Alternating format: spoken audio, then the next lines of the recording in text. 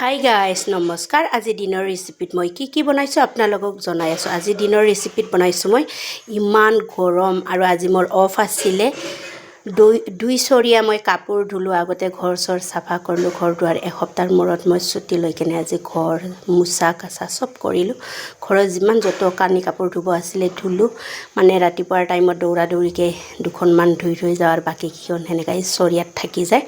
তাৰপিছত মই আজি ধুনীয়াকৈ কাপোৰকেইখন ঘৰ চৰ চাফা কৰি কাপোৰকেইখন জিকাই থৈ এতিয়া ধুই কমপ্লিট কৰি উঠি মই এতিয়া খানাৰ ৰেচিপিত আহি গৈছিলোঁ। মানে ইমান গৰম, অত্যন্ত গৰম। মই পটাপট কিবা এটা বনাই কেনে খাওঁ বুলি কোৱাতে মই আজি বনাইছোঁ। আপোনালোকে অমিতা ফুল খায় না নাখায়? অমিতা ফুল আৰু দালি অকণমান দি কেনে মই শুকান মাছ দি কেনে খাৰ বনাইছোঁ। আদা নহৰু জলকীয়া জালুক জাব্ৰাং গুটি সেনেকা দি কেনে, ভোট জলকীয়া অকণমান দি কেনে সেনেকা মই অমিতা ফুল আৰু দালি দি খাৰ বনাইছোঁ। লগত আকৌ বেঙেনা ফ্ৰাই, লগত আকৌ বনাইছোঁ আপোনালোকে দেখিছে ভেন্দি। আপোনালোকে যদি মোৰ ৰেচিপিটো ভাল পায় লাইক কৰিব, কমেণ্ট কৰিব, শ্বেয়াৰ কৰিব। Bye bye.